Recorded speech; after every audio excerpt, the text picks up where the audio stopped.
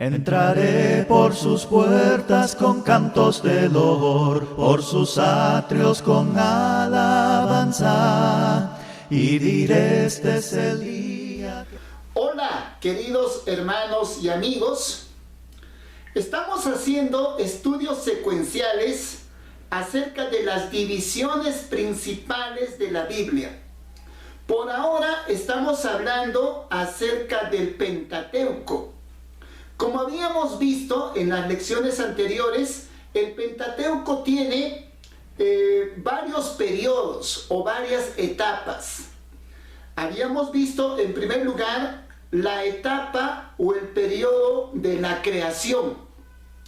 Luego hemos hablado acerca de la etapa del diluvio universal.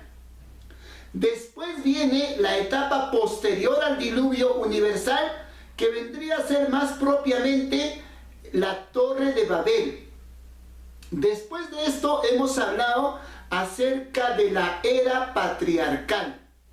Esos 4 periodos nosotros lo encontramos en el libro de Génesis. Después de esto hemos hablado acerca de la etapa del Éxodo. Recordemos, la etapa del Éxodo comienza en el libro de Éxodo y concluye en el libro de Deuteronomio. Deuteronomio concluye cuando los israelitas están a las postrimerías de la tierra prometida, muy cerca para llegar a la tierra prometida.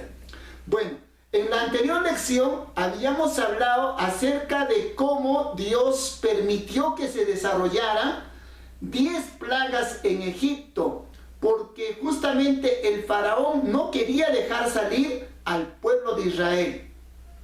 Finalmente, faraón, después de la 10ª plaga, que fue la muerte de los primogénitos, dejó que los israelitas salieran de Egipto. Bueno, en esta lección nosotros vamos a hablar de la salida de Egipto, del pueblo de Israel, hasta la llegada al desierto de Sinaí. Esto abarca en el libro de Éxodo del capítulo 12, versículo 37, hasta el capítulo 19. Bueno, esta parte de la historia comienza hablándonos acerca de las indicaciones que el Señor les dio a los israelitas respecto a cómo debían ellos observar la fiesta de la Pascua. Pero también les dio indicaciones acerca de la consagración de los primogénitos. Nos dice ahí la palabra del Señor que los primogénitos, tanto de los animales como de los seres humanos, sobre todo los varones, eran propiedad de Dios, eran propiedad del Señor. Bueno, después de esto nos dice que los israelitas emprendieron el viaje. Pero lo importante de esto es que Dios los estaba acompañando en todo momento. Dice que de día los acompañaba por medio de una columna de nube, y por la noche los acompañaba por medio de una columna de fuego. De esa manera los israelitas entendían perfectamente que Dios estaba con ellos en todo momento.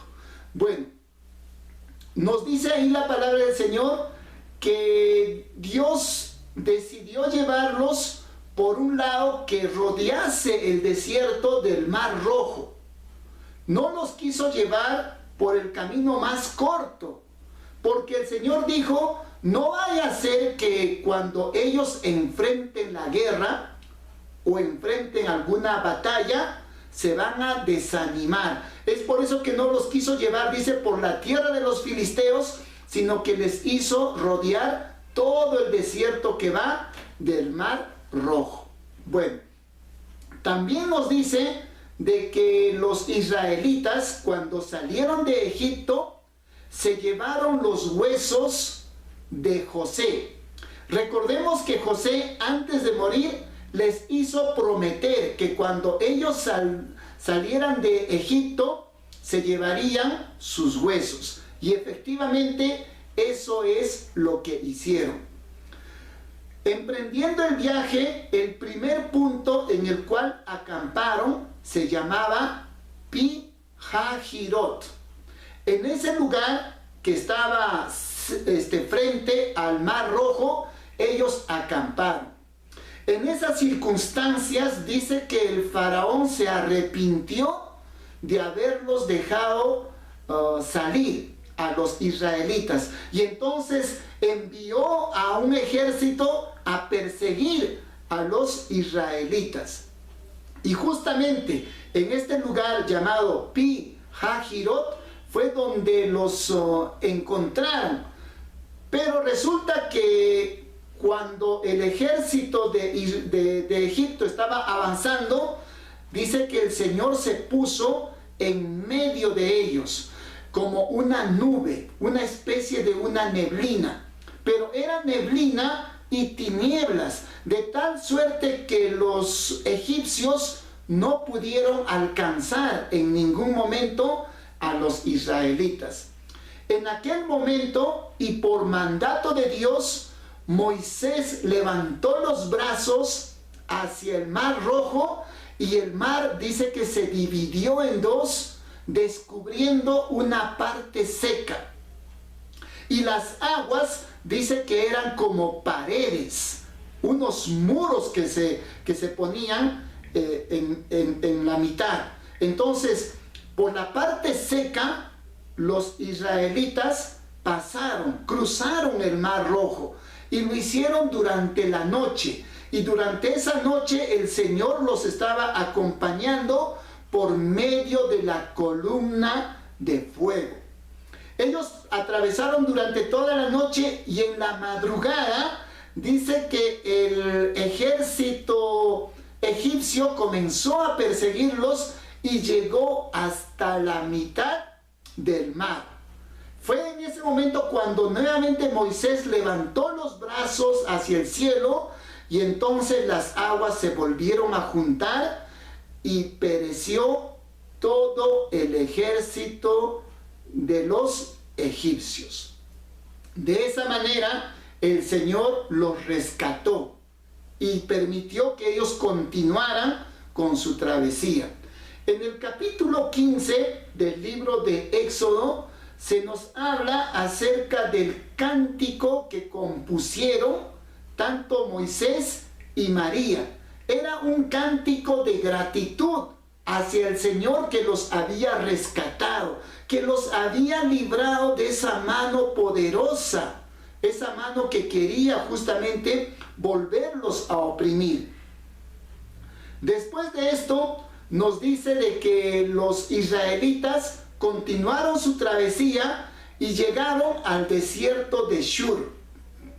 En ese desierto de Shur llegaron a un lugar que le pusieron por nombre Mara.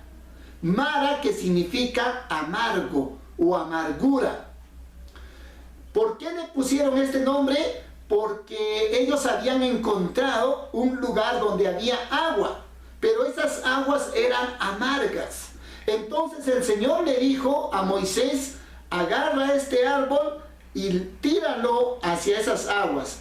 Y las aguas, después que Moisés lanzó el árbol, se endulzaron. Y entonces todos los israelitas pudieron beber de ella.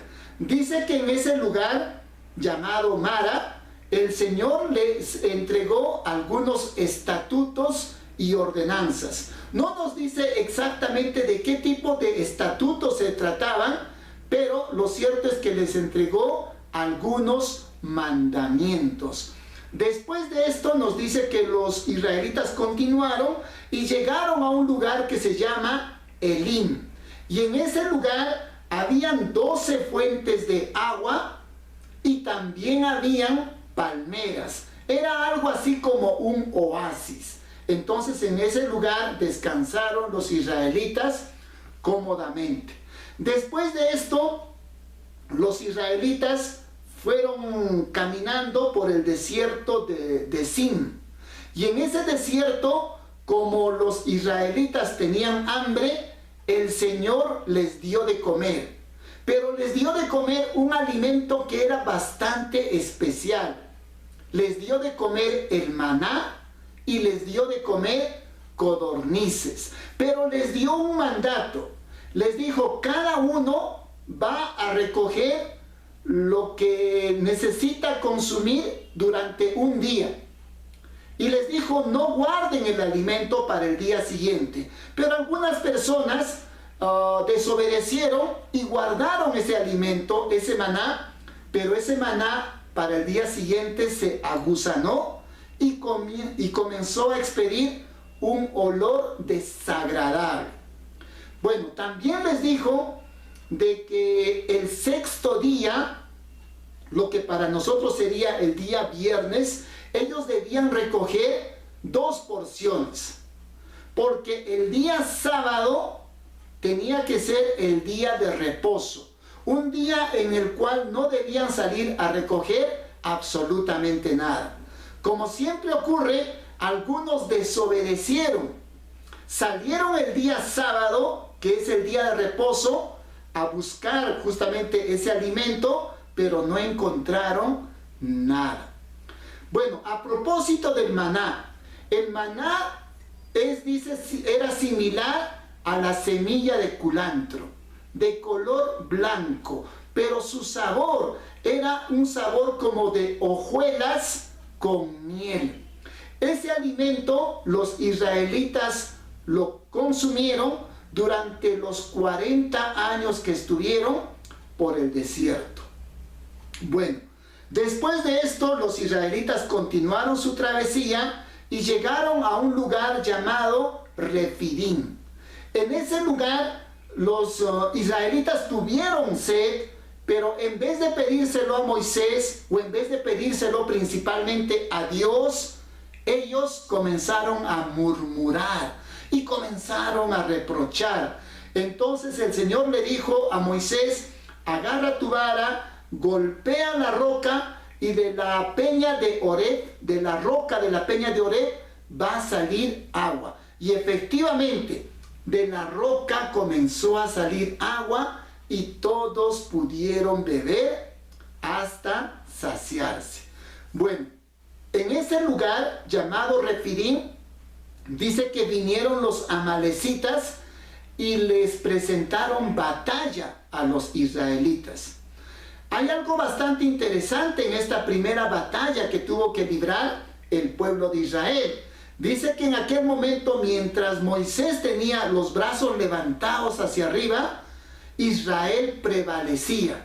Pero cuando Moisés bajaba los brazos, entonces los amalecitas prevalecían. En esas circunstancias tuvieron que venir 2 hombres y levantarle los brazos a Moisés y hacer de que Moisés no bajara los brazos. De esa manera ellos lograron superar esta primera batalla. Después de esto, la Biblia nos habla acerca de la visita del suegro de Moisés, llamado Yetro. Yetro vino donde Moisés, acompañado de la esposa de Moisés, llamada Séfora, y también en compañía de los 2 hijos de Moisés, llamados Gerson y Eliezer. Cuando se encontraron, tanto Moisés y Yetro, dice que se abrazaron, se saludaron, y Moisés le contó todas las maravillas que Dios había hecho, tanto en Egipto como en el Mar Rojo. Después de esto, ofrecieron sacrificios al Señor y entonces todos estuvieron felices y contentos. Al día siguiente, tal como era su costumbre, Moisés salió a escuchar las peticiones, algunos reclamos, algunas necesidades que tenían los israelitas. Y cuando había algún conflicto, algo que de pronto necesitase arreglarse, entonces Moisés tenía que servir como juez. Esta labor lo hacía Moisés desde la mañana hasta el atardecer, y por supuesto quedaba totalmente cansado. En esas circunstancias, Yetro le dio un sabio consejo que le permitió a Moisés justamente desarrollar su labor de una mejor manera. Después de esto, nos dice que los israelitas continuaron con su travesía y llegaron al desierto de Sinaí. Dice que a este lugar llegaron el primer día del tercer mes de haber salido. Es decir, llegaron a los 61 días. En este lugar, el Señor se le reveló a Moisés y le dijo de que los israelitas debían de purificarse durante 3 días y que después de esos 3 días el Señor se les iba a aparecer, se les iba a revelar dándoles los mandamientos. Aquí hay algo importante que nosotros debemos aclarar. Recordemos que los israelitas celebraban el día de la Pascua, el día 14 del primer mes. Pero cuando Dios le dijo a Moisés que ellos debían purificarse, era el día 64. Es decir, desde la Pascua hasta aquel día habían pasado 50 días. Y es que cuando nosotros hablemos un poquito acerca de la fiesta de Pentecostés, nos daremos cuenta que en la fiesta de Pentecostés los israelitas celebraban esa fiesta 50 días después de la Pascua. Y lo que recordaban los israelitas era precisamente que Dios les había entregado la ley por medio de Moisés. Bueno, de todo este relato, de todo esto que hemos hablado, nosotros podemos encontrar varias enseñanzas. En esta oportunidad solamente nos vamos a enfocar en 2 enseñanzas de ellas. La primera enseñanza que nosotros encontramos, el pueblo que salió de Egipto prefería vivir en dura servidumbre, prefería la opresión. Y es que durante todo el transcurso que ellos estuvieron en el desierto, muchas veces se quejaron y muchas veces le pidieron a Moisés y le dijeron: ¿por qué no nos has dejado en Egipto? ¿Para qué nos has traído a este desierto? La primera vez que ellos dijeron esto se encuentra registrado en Éxodo capítulo 14, versículo 12. Dice así: ya te lo decíamos cuando estábamos en Egipto, déjanos servir a los egipcios, porque mejor nos es servir a los egipcios que morir en el desierto. Entonces, como nosotros podemos ver en este texto bíblico, inclusive cuando los israelitas estaban en Egipto, ellos querían permanecer en dura servidumbre. Ellos querían de pronto continuar oprimidos. No sé si de pronto en algún momento les haya gustado los látigos de los egipcios. La verdad que nosotros no podemos comprender, pero lo cierto es que estas personas anhelaban, añoraban continuar en esta vida que prácticamente era una vida de esclavitud. Pero fíjense, si nosotros analizamos en la actualidad, también nos daremos cuenta que hay muchas personas que todavía quieren seguir viviendo como esclavos. Pero no me refiero a un tipo de esclavitud del hombre por el hombre, sino que a lo que nos estamos refiriendo es a vivir como esclavos de algún vicio. Es vivir en esclavitud del pecado. Pero hay una explicación para todo esto. Fíjense, uno de los más grandes problemas que la humanidad tiene que soportar es con el sentimiento de culpabilidad. es con el sentimiento de remordimiento que nos causa las cosas que hicimos en el pasado. Y es que hay muchas personas que, llevadas justamente por esta culpabilidad, por este remordimiento, muchas veces se meten en vicios, se meten en muchos problemas, porque piensan que ellos han hecho mucho daño en el pasado y que lamentablemente eso no se puede borrar. Pero yo le quiero decir en esta oportunidad de que sí hay un remedio contra la culpabilidad. Usted no necesita continuar sintiéndose culpable por algunas cosas que hizo en el pasado. ¿Saben por qué? Porque Dios puede perdonarle cualquier cosa negativa que usted haya hecho. ¿Y qué es lo que tiene que hacer? Pues la palabra del Señor nos enseña. Y para esto nos vamos a ir al libro de Hechos.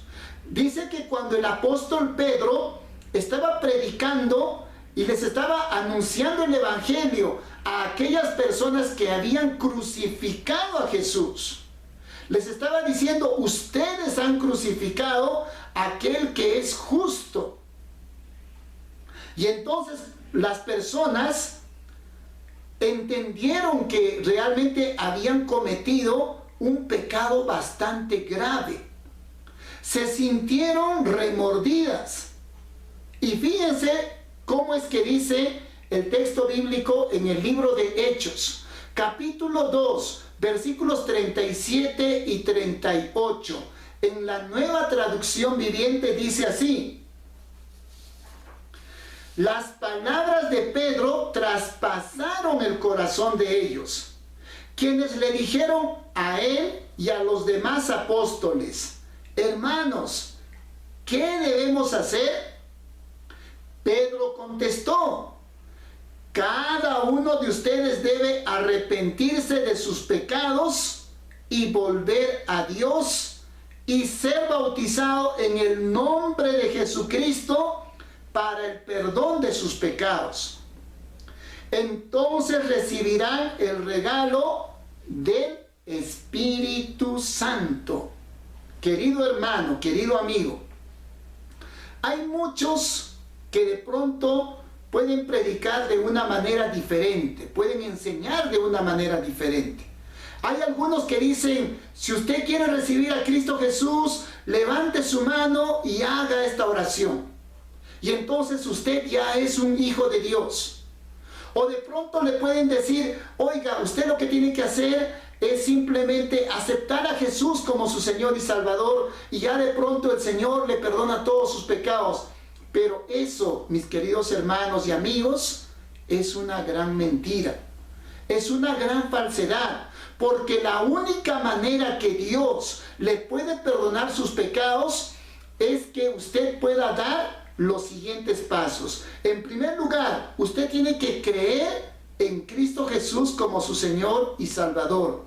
En segundo lugar, como dice el texto bíblico que acabamos de leer, debemos arrepentirnos de las cosas negativas que hemos hecho. En tercer lugar, nosotros necesitamos confesar, pero confesar a Cristo Jesús como nuestro Señor y Salvador.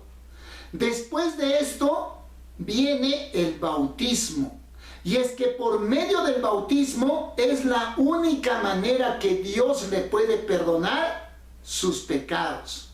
Es por eso que nosotros no necesitamos bautizar a un infante, a un pequeñito, porque un pequeñito no tiene pecados.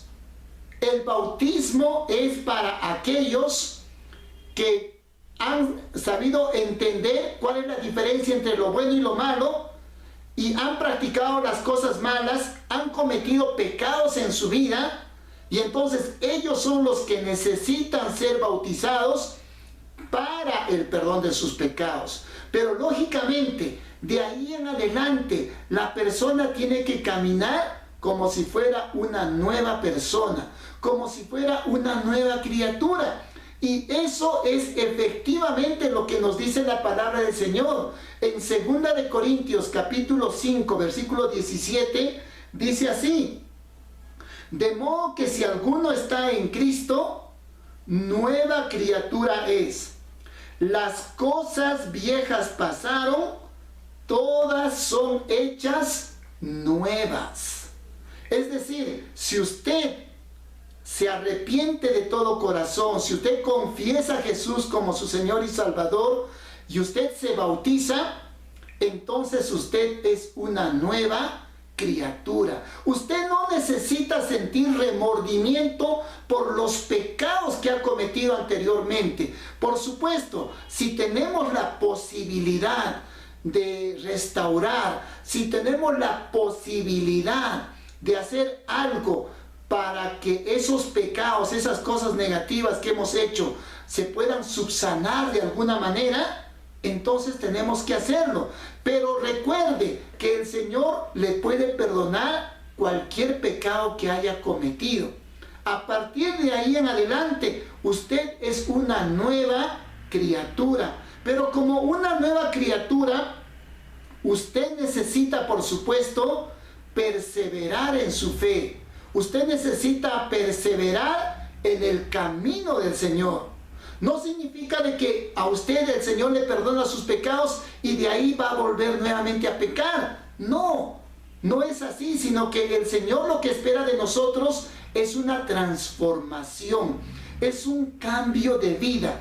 Así como lo dice en 1 de Pedro, capítulo 4, versículo 3, dice así la palabra del Señor: baste ya el tiempo pasado para haber hecho lo que agrada a los gentiles, andando en lascivias, placeres, borracheras, orgías, disipación y abominables idolatrías. Dice, basta ya el tiempo pasado.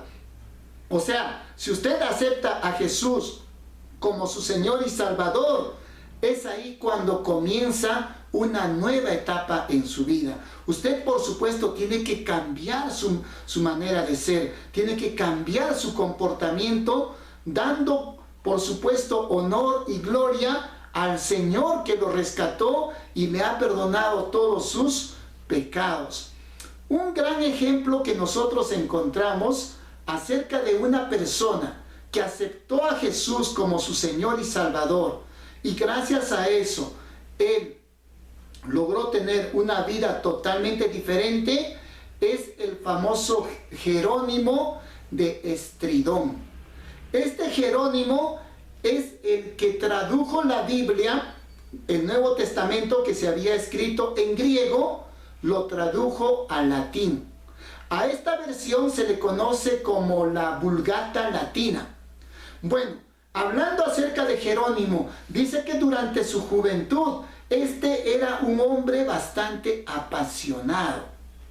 Era un hombre que de pronto le gustaba el libertinaje, pero entendió que él realmente no quería esa vida. Así que él tomó la decisión de aceptar a Jesús como su Señor y Salvador, pero lo que hizo fue alejarse de la sociedad que lo estaba contaminando. Él vivía en Estridón, pero él se fue a vivir de una manera apartada. Se volvió un asceta. Se fue a vivir a Belén, la ciudad en la que Jesús había nacido. Fue ahí donde compuso precisamente su obra que lo encumbró. Entonces, yo sé que muchas veces nosotros no podemos escapar del mundo en el cual vivimos, pero podemos evitar las malas compañías, podemos evitar los lugares que nos pueden llevar hacia la perdición. Todo depende de cada uno de nosotros, pero si usted tiene la ayuda de Dios, le será mucho más fácil vencer cualquier tipo de pecado, vencer cualquier tipo de vicio. Usted no necesita vivir en la esclavitud del vicio, usted puede ser libre gracias a Cristo Jesús. Bueno, ahora nos vamos a enfocar en la segunda enseñanza. La segunda enseñanza tiene que ver con el consejo que Yetro le dio a Moisés. Como lo habíamos mencionado, mientras los israelitas estuvieron andando por el desierto, Moisés debía escuchar a todo el pueblo, tanto sus necesidades, aflicciones, y cuando había algún conflicto, Moisés tenía que actuar como juez.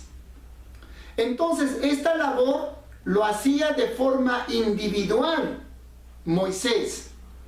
Esto Dios, el suegro de Moisés, llamado Yetro, vio que Moisés estaba ocupado durante todo el día.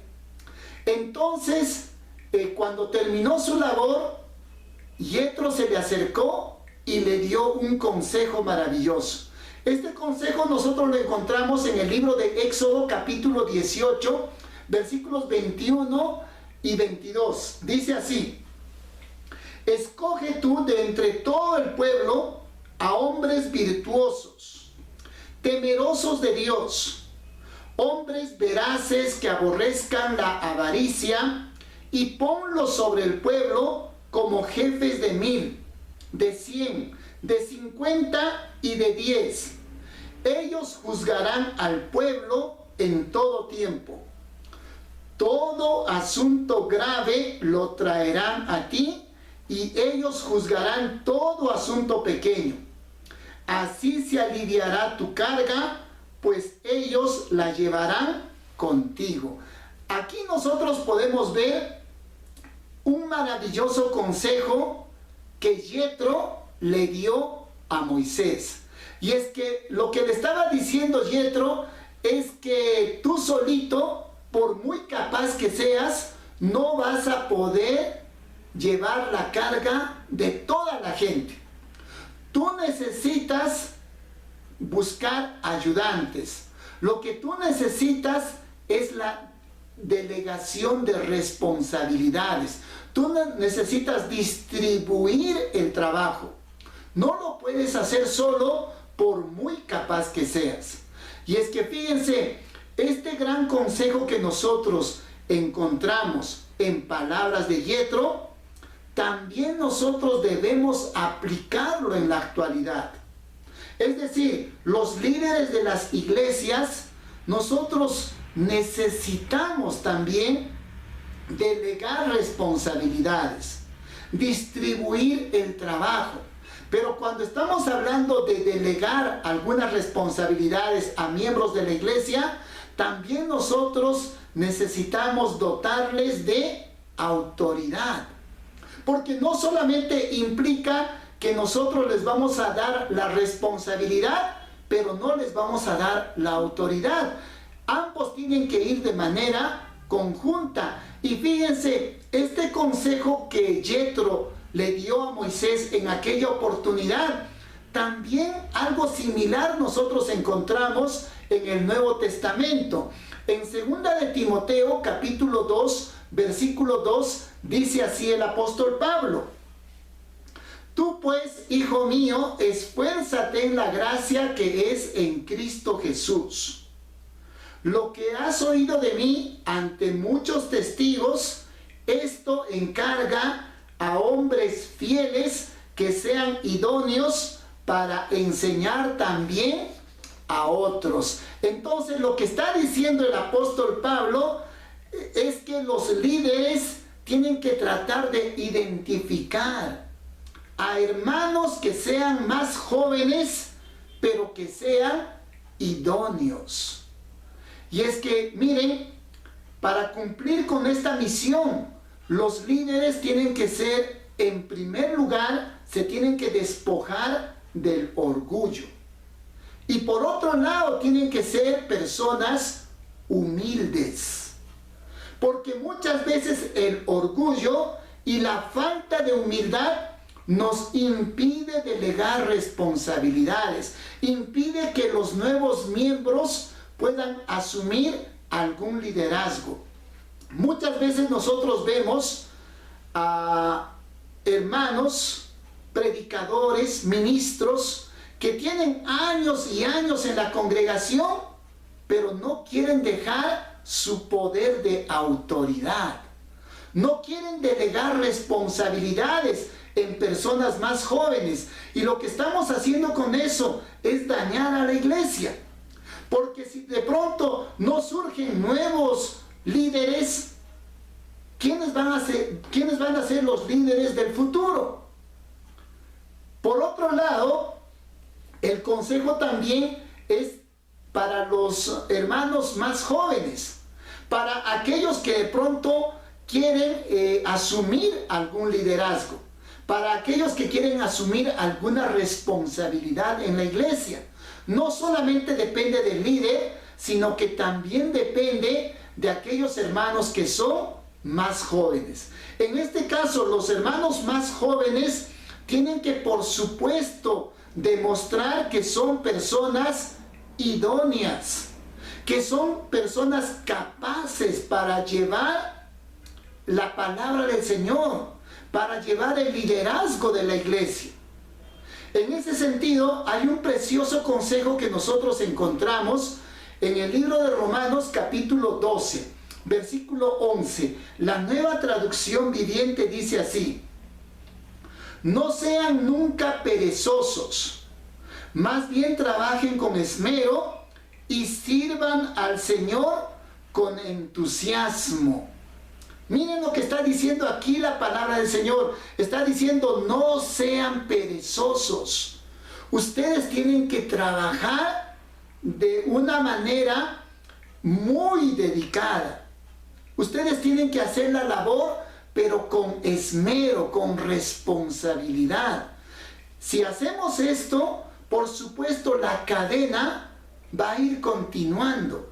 Pero si los líderes no delegan responsabilidad en los más jóvenes, o si los más jóvenes no quieren asumir ningún tipo de responsabilidad, entonces la cadena de la predicación del Evangelio se puede romper.